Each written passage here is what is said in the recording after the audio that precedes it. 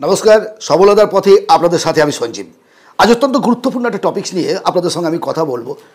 Don't two be available any one. নিজেকে কখনো সস্তা করবেন না, অ্যাভেলেবল করবেন না। কারণ কি?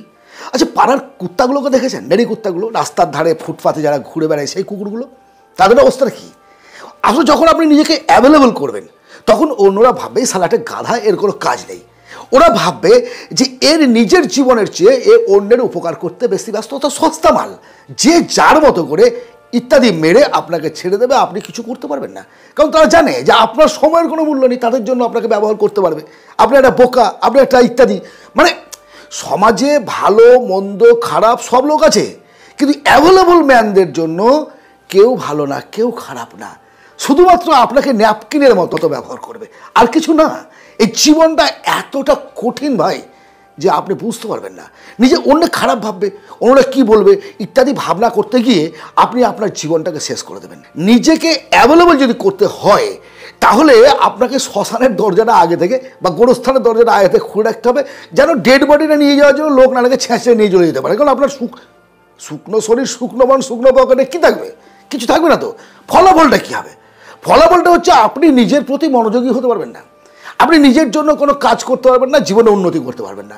আসলে ফিস্টে দেখবেন একটা ছেলে থাকে বা দুটো ছেলে থাকে যা সারাদিন ফিস হলো তো 2 পিস মাংস খেয়ে ওয়েট করবে, হাঁড়ি কড়াই টড়াই মেজে সামলে দিয়ে চলে যাবে, চাঁদা দিতে হয়নি। মানে এইটা হচ্ছে অ্যাভেলেবিলিটির একটা মূল্য।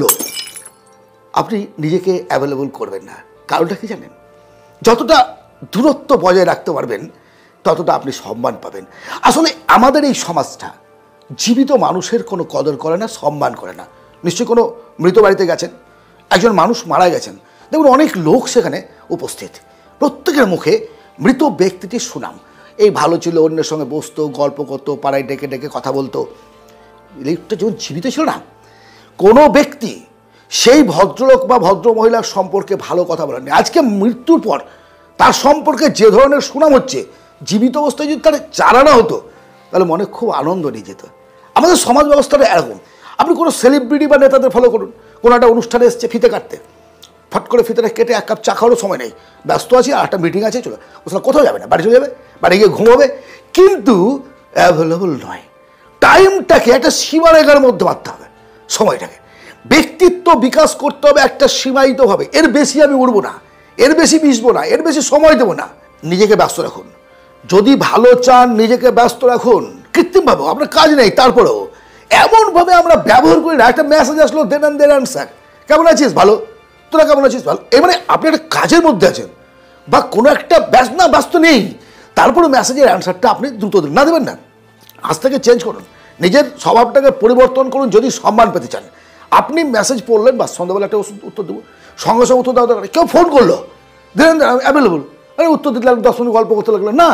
আমার একটা সীমারেখা থাকবে, এর বাইরে আমি কিছু করবো না। কাজ না থাকলেও আমি বিকেলবেলা কথা বলবো, ফ্রি হবো, হবো, মেসেজ সন্ধ্যাবেলায় দেখবো, সকালবেলায় দেখবো, টাইম করে নেন।